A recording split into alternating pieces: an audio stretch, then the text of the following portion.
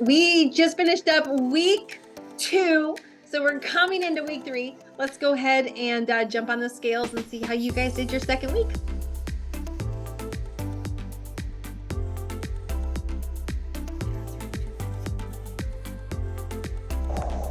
$206.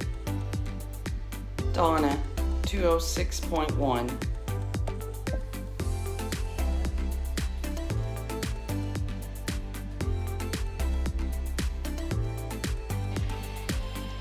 Good morning, this is Laura Roderick, 322.6. All right.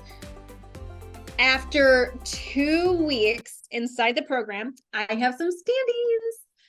In 6th place, down 2.8 pounds, 1.33%, Deborah. In 5th place, down 2.4 pounds, 2.03%, Susan. In 4th place, down 5.5 pounds, 2.59%, Donna, which means you earned a treat, Miss Donna. In 3rd place, down 7.5 pounds, 3.37%, Catherine. In 2nd place, down 11.6 pounds. Crossed the 10-pound mark already in 2 weeks. Awesome job. 3.47%, Laura. And holding down the 1st place spot, down 9.2 pounds in the past 2 weeks, 6.13%, Hannah.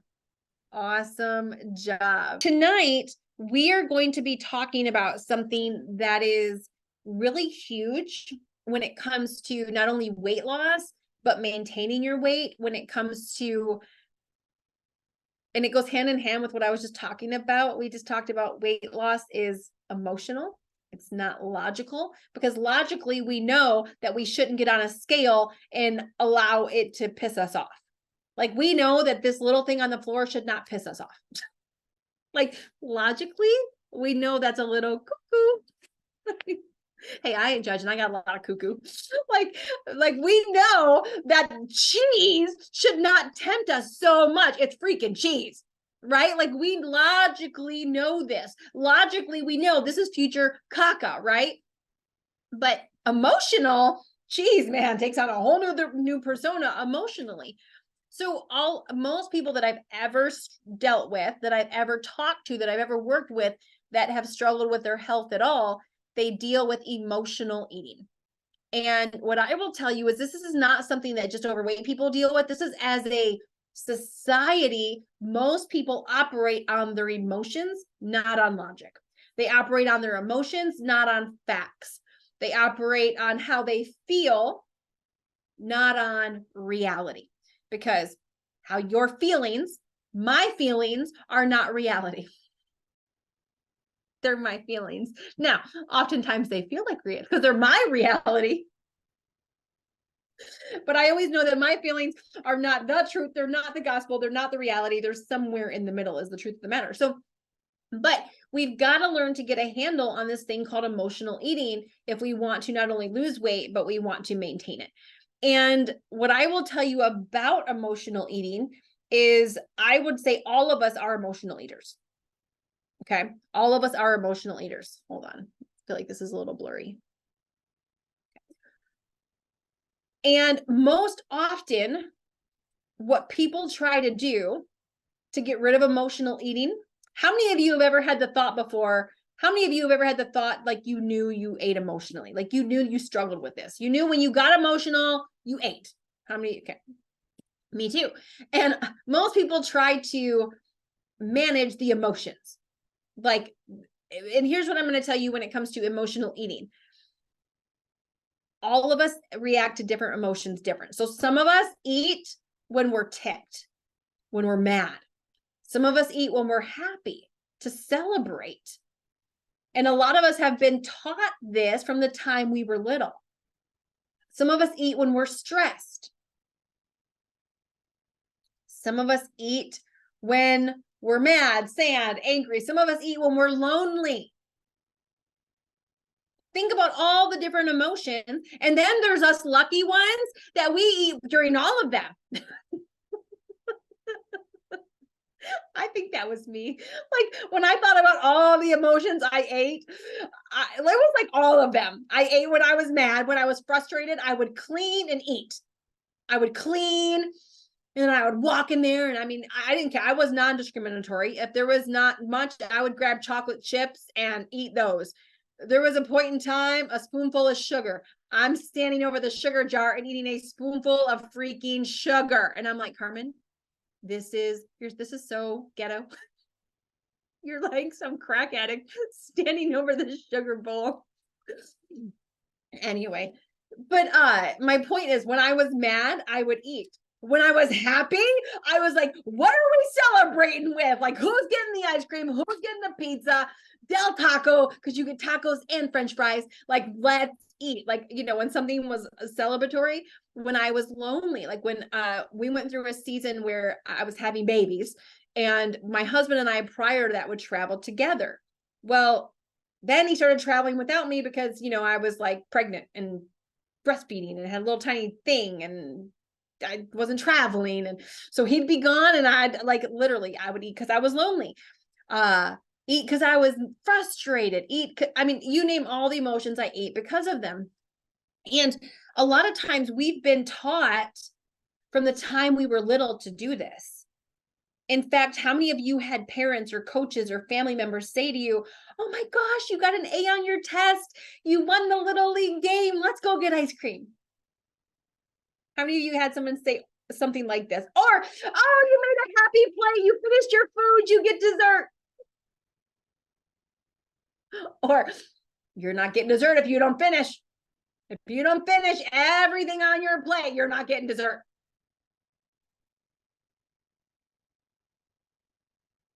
So some of you have a hard time not finishing your food because you feel bad or guilty because there's some kid starving in China or Thailand or somewhere who's not eating and you should clean your whole plate. And so a lot of us have been programmed, or maybe you saw your parents, right? Because when we're little, babies are born like blank. We didn't pop out being addicted to food. We didn't pop out going, I need a chalupa. We've been programmed. Why? Because when we're born, we're sponges. We imitate what we see. We imitate what we've learned. That becomes our truth. And again, our truth is not the truth, but it's our truth. So some of you might have seen your parents or a family member or a coach or someone you looked up to. When they were busy, they didn't cook. When they were busy, how many of you, when they were busy, you saw somebody order in, order out, get pizza? How many of you saw people do this because they're too busy? Or I saw my mom when she had a bad day, when she had a stressed out day, it was pizza. It was Little Caesars. We went through the Little Caesars drive-through and got two of the paper packages that we got Little Caesars, right? Or we got Chinese food. When it was a stressful day, there was no way mom was cooking.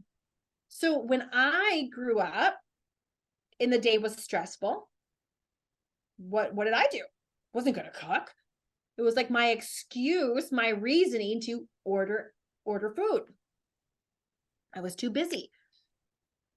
And so what I will tell you is when it comes to emotional eating, we all have triggers. When this thing happens, I want to eat.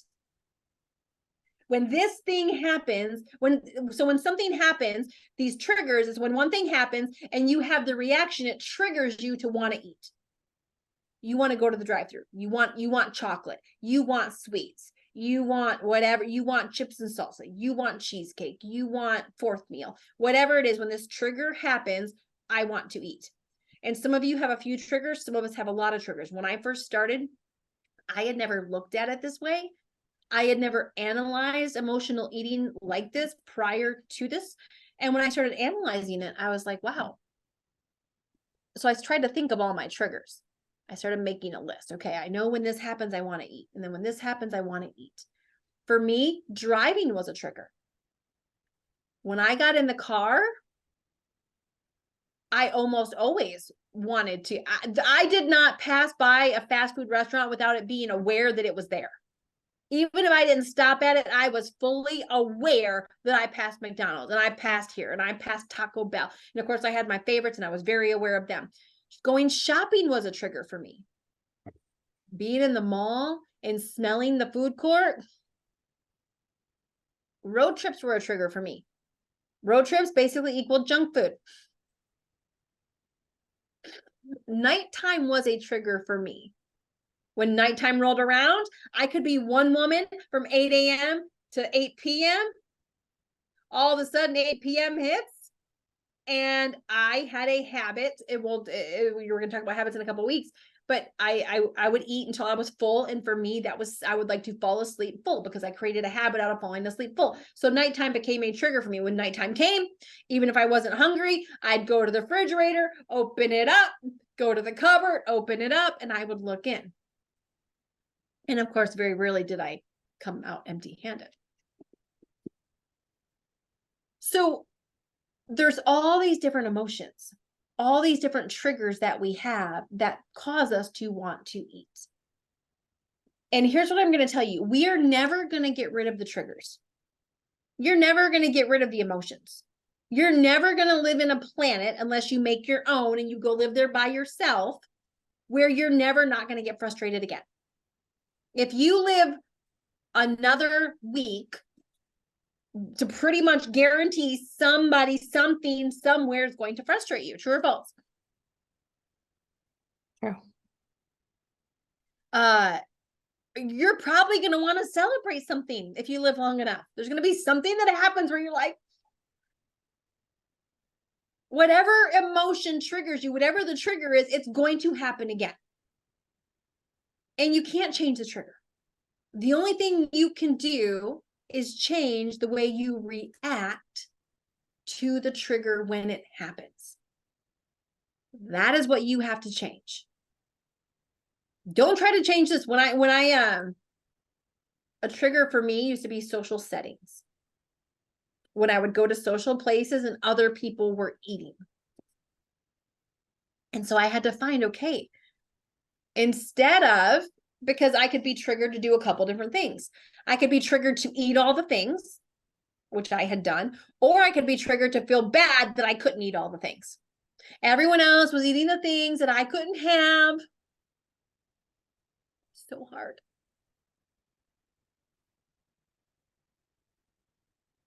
I'm going to give you some alternatives here as well. So number one is finding out, what are your triggers? What is it that triggers you? Triggers are normal. Again, for those of you, and we've been working on our kids with this, right? Because most people just react. They spend their whole day reacting to all these other, to all their situations around them. You're never going to change the situation. You're never going to change the circumstance. The only thing you can change is how you respond to all of those, to every situation you're in. So when I recognized, okay, what are the things that cause me? And when you start thinking about this, here's what I'm going to tell you. Now that you're thinking about it, you're going to start making a list. But what you're going to start noticing this week, what you're going to start paying attention to is when something happens, you're going to feel that thing rise up in you. I want this. I want that. Well, what happened right before then? What was it that triggered you to want the whatever it was? And so after you recognize what the trigger is, okay, how I would normally respond is I would go eat XYZ. How I'm choosing to respond is, for instance, so one of my triggers was my kids doing homeschool. I love them so much. But when I have to tell them when it's one of those days and I've told them like 10 times to sit down, and I've told them to stop talking what feels like 8,000 times, and I've already restarted the lesson like 5 times. You ever have those days as a parent where you're just like, whose kids are these today? These could not be my kids. Who are they? And so I would want to eat. And I would just stand over in the kitchen and be like, I'm like, because my kitchen overlooks the dining room, which is where they do school. And so as I'm over there food prepping while they're doing school, I would just want to. So it was like, all right, what am I going to do when this trigger happens, because I'm not going to get rid of my kids. That's not an option. I'm not going to send them to public school. That's not an option. I love homeschooling 96.4% of the time. So what am I going to do when this happens again? Okay, our driveway is a quarter of a mile long. And so I'm going to walk up to the gate and back. That's what I'm going to do. And so that's what I do. When I get triggered by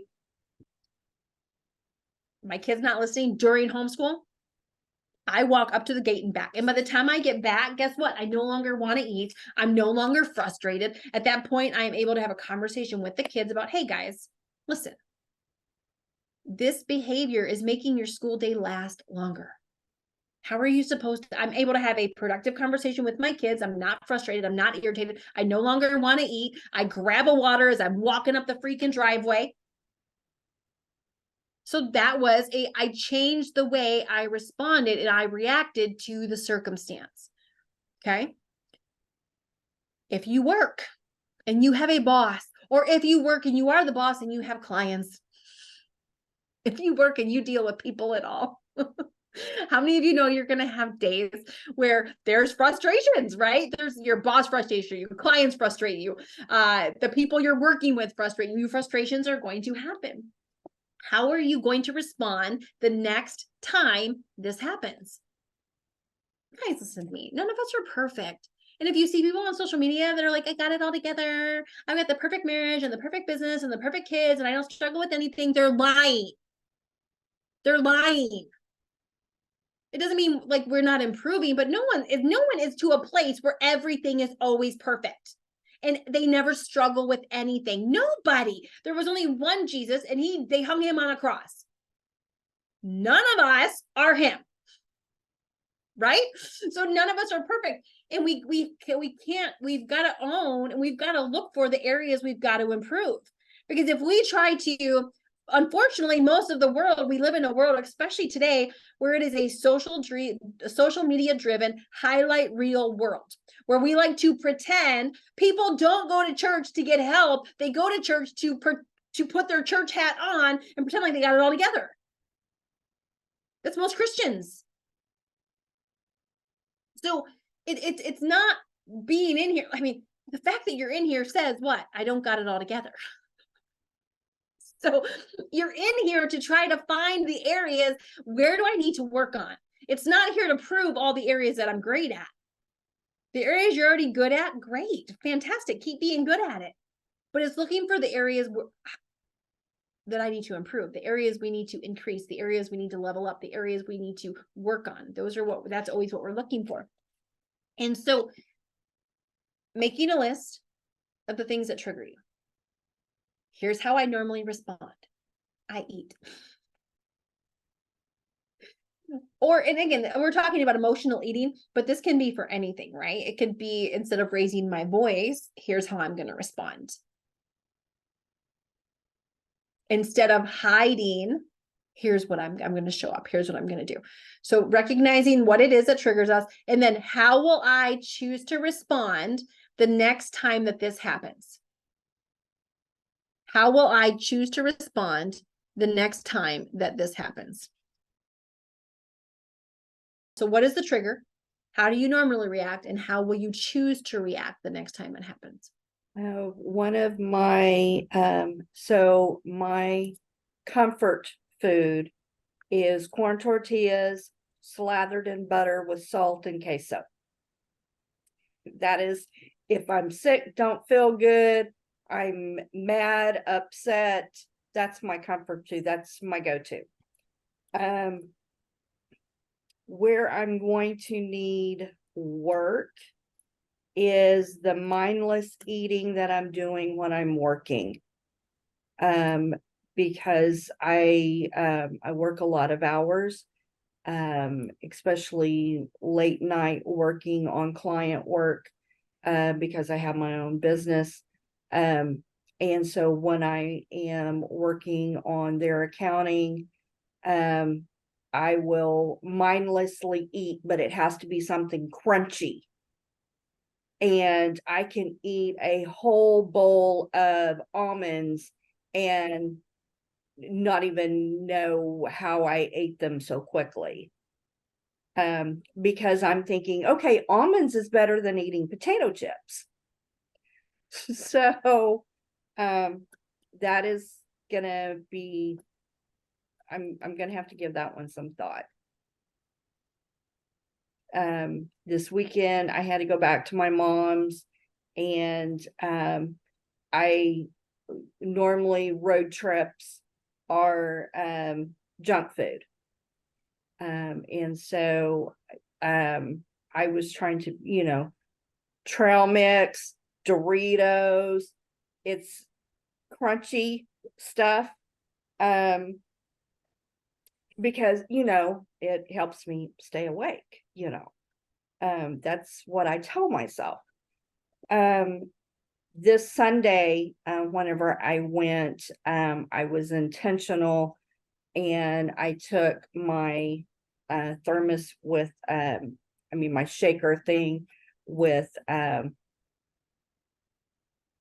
Shakeology, just the powder in it. And I was like, okay, on the way back, I'm going to stop at Sonic and get Sonic Ice. Anytime I have a party, entertain or anything, I have to have Sonic Ice. So I made a plan. So I was proud of myself for that. But the work, when I'm working, especially late at night, the mindless eating crunchy food is going to be something I'm gonna have to work on. Deborah, I can definitely relate. I was thinking the same things. I feel like the afternoons at work, for some reason, if I get stressed, I'm like, I need something to crunch on. And our work has like kind of a cafeteria area where you can buy stuff, and they have like the big bags of chips, which they're too big. So instead, I would go to like Meyer or one of the stores and buy like the box with 18 or 24 of the smaller packs and just have that in my drawer. So I definitely would reach in that drawer and use that in the afternoon to crunch on. I feel like when I would get stressed. But then sometimes I would have more than one bag because they were the small bags. So that was when Carmen was in the beginning was like, you got to clean out your cupboards. I was like, it's not my house. I got to clean out my drawer at work, because that's where I would just swing around my chair and grab and use that to crunch in for kind of like crunch and stress reliever. So yeah, I guess I'll take your vegetables that you can also crunch with and try to bring some hummus to work and then have a little afternoon snack of healthy alternatives. Okay, so again, I'm retired, so we have the grandsons during the day. So after they're gone home, it's just like, okay, chill time. So then my husband and I usually have supper. And then after that, we'll sit on the love seat, holding hands, watching TV or a movie, and mindlessly eating. If it's a Costco-sized jar of mixed nuts, popcorn, homemade desserts, whatever I've made, we just sit there and mindlessly eat and watch TV, and it's just crazy. And I haven't had that trigger since we've started the journey, which is good. I still hold his hand, but I'm not having a trigger. But next time I have the trigger, I'm going to try brushing my teeth. I'm going to try that and see how that works. Here's what I want you guys all to understand. Like right now, like this is the struggle. But it will never get easier, but you will get stronger. But you've got to work that muscle. The strength doesn't come just because you want it. The strength only comes because you've worked it. Does that make sense? And so your struggle today won't be your struggle 1 year from now. You'll move on, and you will have to try to remember what it felt like to really want that food and to sneak it and to like do all the things that we've all done, right? And so awesome job. But brushing your teeth is a huge one. Another huge one, if you're ever cooking, Listerine strips or anything really strong. All right. That's funny. Yeah, those Listerine, I almost forgot about those, but those are no joke. Nothing is worth eating if you just rush as fast as you can and put one of those in before something bad happens, nothing is worth the calories. It's true. I almost forgot about those. But okay, so I have tons of triggers, but the big one as a stay-at-home mom for me is boredom. And I also have a kitchen that overlooks the dining room, and the kitchen is kind of like the heart of my home, so it's just right there all the time, and I feel like I'm my biggest battle is constantly fighting that, like, when should I eat? What should I eat next? And just that boredom of constantly thinking about my next meal, my next snack. So I definitely, I remember doing that a few times. I didn't do it enough to make it like a super highway, um, which I am determined to create a super highway of walking up the driveway, because I also have a very long driveway, but it's uphill. And I live in the woods too, so there are times where we get a foot or more of snow and the weather might not permit. So I did write down too. Or go out on the patio and drink, I think you said 33 ounces of water. I want to do that too. I want to chug 33 ounces of water. Because the boredom thing is, it's so easy because it doesn't at face value, it doesn't come across as like an emotional trigger. It's more just these little pop-up thoughts in my head of, oh, I could have that now. And it's like, are you even hungry? Just little things like that. So I think I'm going to be taking a lot of walks up the driveway, which can never hurt. So that's the plan. I want to make it a super highway. So I thought of three. One for me is when I feel overwhelmed. I'm a to-do list person. And so when my to-do list at home or at work starts to get too long and I start to just feel overwhelmed with everything that I have to get done, there are kind of three things that I'll usually do depending on what has me feeling overwhelmed. I'll either just start to shut down. I'll just be like, well, there's no way I can do all of this, so I'm just not going to do anything. And I'll like do all the things that don't matter. Um, or I will, this is kind of a bad habit, especially if it's work related. I'll, get on the team chat, like with a coworker or a friend, and I'll just be like, oh my gosh, can you believe this, or what's going on there? And then to your point, I work from home. And so another option would be to go to the pantry or go to the fridge and be like, I just need to take a break. There's so much to do, but before I do it, I've got to take a break and I'll just get a snack really quickly.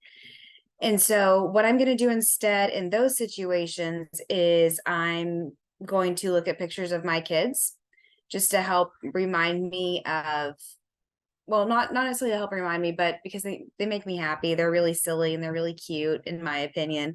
And so like if I know if I look at them, then I will feel happy and I won't feel overwhelmed. Then kind of on the opposite end of the spectrum is when it is time to relax, when I don't have anything on my to-do list or I've got some planned time that I'm specifically not working. That's when it'll be like, okay, let's get something to snack or let's get something to drink and just really dig in and relax really good. And for that, I'm going to look at the plan. I have made my own Word document where every night I list out exactly what I'm going to eat the next day so that I can make sure I'm on track and I know what my plan for the day is. So if I ever start to feel like I want a snack or I want something else, I'm going to look at my plan, and I'm also going to look at the number of consistent days that I've had. I don't tend to be a competitive person, but I will tend to compete with myself. And so I know if I can look at that number of consistent days, I'll be like, really, you're going to screw that up? Don't go down to 0 when you're at 15. Then my third one that I came up with is when I'm making food for the kids. So like in the morning, my 7-year-old is also, he's like me, he's very much in his routine. He has oatmeal for breakfast pretty much 6 days a week. And so every morning when I'm making his oatmeal, before I would, add the cinnamon, I would add the honey, and I would take a bite to be like, is there enough honey? Is there enough cinnamon? Or if I'm making them food for dinner, before I would put it on the table, I would take a bite and be like, is this too hot or is it just right for them? And so the trigger was the kids' food, and my reaction was always to take a bite. I'm not quite sure what I'm going to detour with that, because I feel like that can be such a quick, in the moment, have to catch myself doing it. So I'm not quite sure what my detour is going to be for there, but at least I've identified that it's a problem I need to figure out. I love the fact, and here's the thing that you guys have got to realize. Most people don't even think about this stuff. Like, they don't even stop to figure out, what is the problem? How did I get here? Why am I here? And if nothing changes, nothing changes. And it's impossible to change your circumstances without a couple things: identifying how you got there in the first place, and then changing the behavior that got you there. But in order to change it, you have to recognize it. And so even today, being able to speak it and recognize it and start to think about, wow, I've created this just natural reaction that I do it without even thinking. I created this super highway and I didn't even realize it. And just having that word picture inside of your head is going to allow you to start stopping yourself and start thinking about it. And it's really important to remind yourself that your struggle today won't always be your struggle. You won't always struggle with the cravings. You won't always struggle with the cheesecake. You won't always struggle with the late night eating. You won't always struggle if you work to change it and you do the work and you create these new super highways. It'll be shocking to you, this new behavior and your new go-tos. Like I said, instead of going in the pantry, you're looking for your water. And so it's just crazy to think that how much you can change your life just by changing the way you think, and then changing your behavior. Because if you change the way you think, you'll change the way you act. The way you act always comes from the way you think. Always, always, always. The difference between people that struggle with their weight and those that don't is the way they think. I think radically different today than I used to. Radically different. I don't even think like the same person. That's why I don't look like the same person, because I don't think like the same person. And so that's why, when we go through these weeks, it's really, really, really, really, really, really, really super duper important for you to not only go through the meeting here, and obviously we have time where you're able to self-reflect a little bit and answer the question, but to keep searching that answer out. Because what that is, when you spend time either journaling or thinking or being self-aware of, okay, where have I struggled with this? What will I do next time? Because if you shortcut it, you're shortcutting yourself. When you spend that time this week to make the list and to say, okay, here's how I've dealt with it, here's how I will deal with it in the future, that is making an investment into your future, into your health. And there is no greater investment that you will ever make than the one into yourself. Don't be one of those people that expects results without the work, that wants the results but isn't willing to work for it, because you will only get the results from the work that you put in. And there is no greater project that you will ever, ever, ever, ever work on than yourself.